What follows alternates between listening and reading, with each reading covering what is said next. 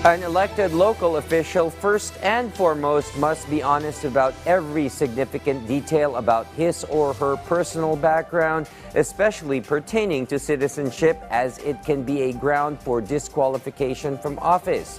During today's Senate hearing, lawmakers found not only inconsistencies in Bamban Mayor Alice Guo's declarations, but also unearthed more information that could potentially cause her not only to lose her post, but also to be criminally charged. Daniel Manalastas has the full details. Controversial Bamban Mayor Alice Guo was grilled during the continuation of the Senate's hearing on illegal pogos. Senator Loren Legarda had this plea to the mayor. If you're really Chinese and fronting for other people, go back to your country. But if you are Filipino and you were born here, convince us. Legarda pushed the Bamban mayor further. Please tell us about your father who's from China, and he used to visit you when you were a child, and the family of your father in China, and where are you from China in Fukien? Guai Lao Pe, Tui Tai Liok Lai. Continue. Gua Si Tiong Kok Lang. In English, the interpretation would be, my father is from China. I am not a Chinese. I am a Filipino. Next, senators grilled Guo's citizenship. Paano mo mapapaliwanag na yung date ng kasal ng magulang mo na iba-iba dito sa tatlong birth certificates ninyong tatlong magkakapatid na kinonfirm ni tatay mo na sina Sheila at Siemen Leal Guo ay mga kapatid nyo, pero sa mga birth certificates ninyo, iba-iba ang petsa ng kasal nila. At date din ng kasal ng magulang. Your Honor, as much as possible, ayaw ko na pong sumagot ng hindi ko po alam. Pero hindi ko po talaga alam at hindi po ako yung nag-prepare po ng birth certificate ko po. Parang lumilitaw, maraming butas yung mga statement mo, nagsisinungaling ka. Meanwhile, during Senator Sherwin Gatchalian's questioning, doon sa birth certificate, nakasulat doon kasal yung kanyang ama at ina. Tama? Pero ang PSA, at tatungkulit si Atty. Eliezer, nag-issue ho kayo ng certificate na walang marriage certificate si Angelito Guo at Amelia Leal. Tama? Tama po, Mr. Chair. So sa mata ng batas, hindi ho sila kasal. Apo. No?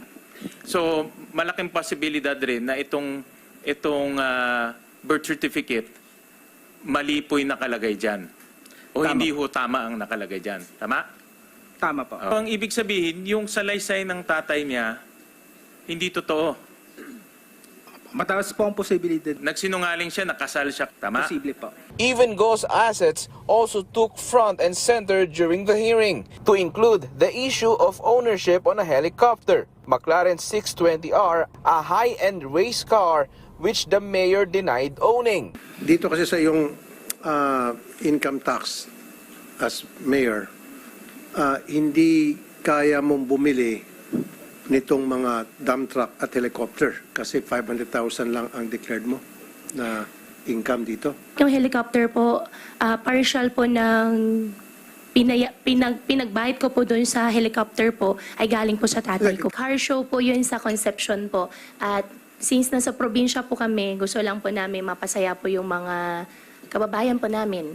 Residential house near QJJ Farms, QJJ Embroidery Center, Baofu Compound, J-Link, Three-Link Farm, at another Three-Link Farm, Ford Expedition, GMC, truck, dalawa pang Ford, naulit ko lang yung isang Ford. So isa pang Ford, Toyota Land Cruiser, Isuzu truck, or baka yan, isa, Honda HR-V, Hyundai Tucson, BMW. Hindi ko na po sila assets, especially yung sa Baofu po, nag-divest na po ako ng 2021. Yung sa Ford Expedition po, nabenta ko po siya ng 2020, Kaya ko po siya naalala dahil po nakita po siya sa loob ng Baofu compound. Doon sa Land Cruiser po, wala na rin po sa akin. Honda po, wala po akong maalala na mayroon pa akong Honda. Yung iba po kasi dito, ngayon ko lang po narinig, ngayon ko lang po nalaman na nakapangalan sa akin. Pero definitely po, wala po akong ganun sasakyan po. Go's personal life was also fair game to the senators. Wala ka relasyon sa isang public official? Wala po. Marami na po sila nalilink po sa akin simula po na buksan pong issue. Sobrang dami na po nila nililink po sa akin pero wala pong partner. Because I have received a very reliable information that you have a live-in partner that manages the POGO operations in your town. Wala pong katotohanan po yun. Go reiterated she is not in the Pogo business and neither she is a spy. Daniel Manalastas from the National TV Network for a new and better Philippines.